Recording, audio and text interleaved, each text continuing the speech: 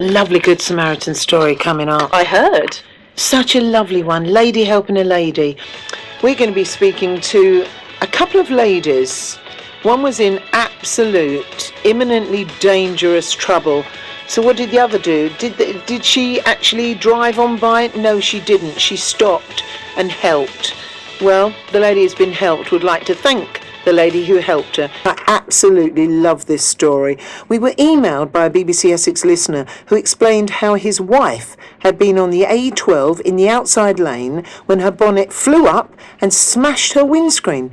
It was only the kind actions of a Good Samaritan which helped her get off the road safely. Let's speak to the people in question, shall we? Firstly, Pauline Pugh is from Tolsbury and she's joining us now. Hello, Pauline.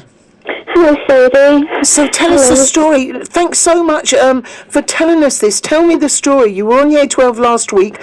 What happened?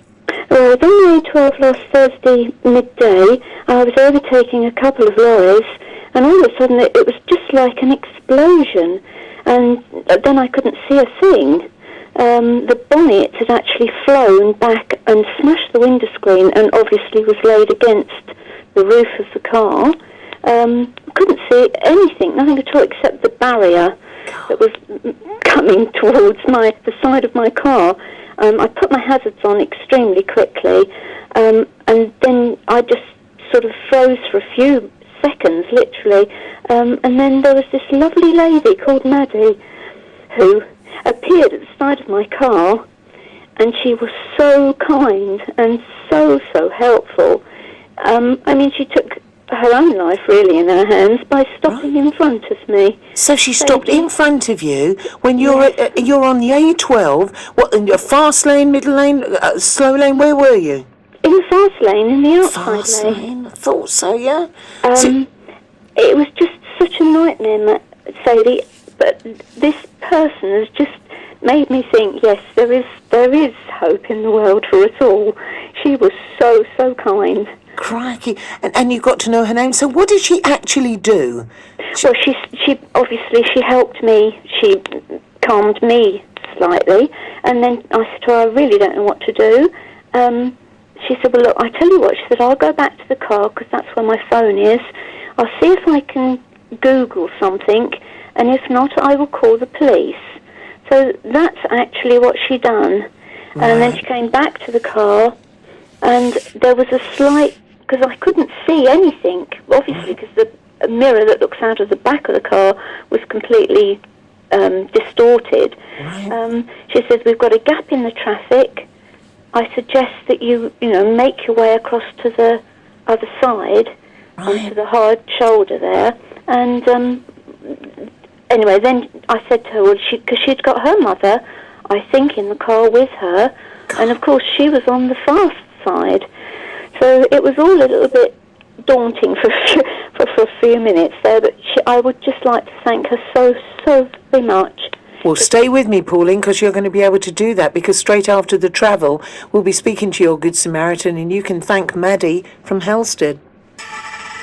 With me on the line is a lady who was in a shocking state, Pauline Pugh from Tolsbury. As you've been hearing, Pauline actually had the bonnet blow up, break a windscreen. She couldn't see what she was doing, and a lady stopped to help her. Well, Pauline, on the line now, we've got your Samaritan, Maddy from Helsted. Hello, Maddy.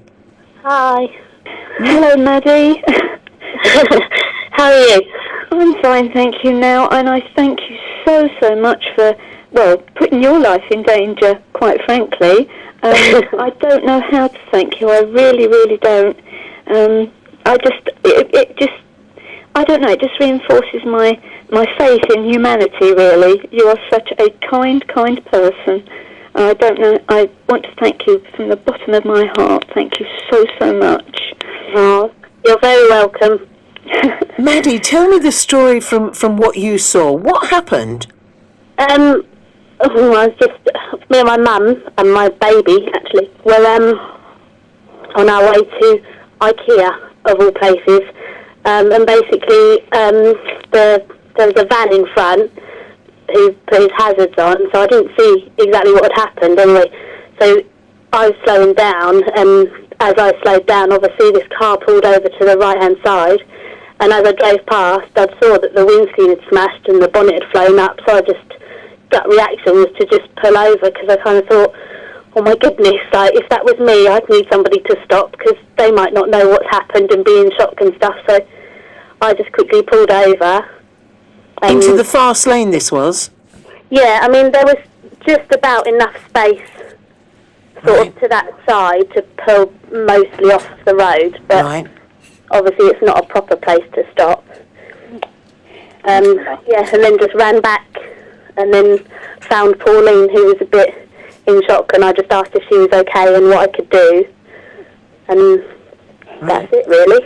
Well, it's not quite. So you've got your mum and your baby in the car with you, but your first reaction was, I've got to stop, because if I was in that predicament, I would want someone to stop. Yeah. I didn't realise you had a baby with you, Maddy. Oh, God, honestly. What would you have done, Pauline, if Maddy hadn't have stopped? Well, I honestly don't know. I would have obviously phoned for the police, but then a lot can happen between that time, Sadie, between you thinking, I mean, without being morbid about this, I could actually be seriously hurt in hospital, or even my family might have had to identify me. It was just, I don't know. I really don't know. How does it feel, Maddy, to know that you could have saved Pauline's life? I'd not really thought about it like that. Well, when you think about it, we're constantly saying, I mean, our roads, especially the A12, the A13, the A120 at times, we're constantly saying that there are problems and people go too fast and ignore people's hazards that may be coming up to something and think it's clever. I was overtaken today on the brow of a hill, double white line, and the car just flew past me, and you just go, oh! So, it could have been an idiot who could have taken Pauline's car out and taken Maddy's car out as well. Yes, what did your mum say, Maddy, though? Because sometimes mums are protective and just want to say, just you carry on and we'll report it. I mean, I bet your mum said something like that, surely. I think she was a little bit concerned. When we finally got over into the hard shoulder, she was very good at saying, handbrake off, turn the engine off, just in case we get hit. Right. Get out the car. You're supposed to get out the car, aren't you, and stand as far away as possible, just in case. Well, where we were, there wasn't actually a hard shoulder. So even though we pulled over to the left, it wasn't really a proper place to stop, so there wasn't anywhere to get out and hide behind. Right. Oh, crikey. So there you were, stuck on the A12. How long did it take till somebody came? I mean, did you get yourself off, Maddy? Pauline, did Maddy go once you were on the hard shoulder, or did she wait with you? What happened? Well, she went off. I told her to go because I'd phoned my other half, and he was on his way, and the police were on their way. And again, they were extremely good. I don't know, two young guys in a police car helped me, or drove my car to the nearest lay-by. So they were very good. But Maddy is the sole saver of the day here, and again, I owe my life to her, and I don't know how to thank her enough. You almost want her to get an award, don't you, Pauline? Yes, I do. I mean, that is really, for a young person, I mean, I'm quite an elderly person, for her to be, putting her mother's life at risk. I didn't realise she had a baby in the car, but her baby's life as well.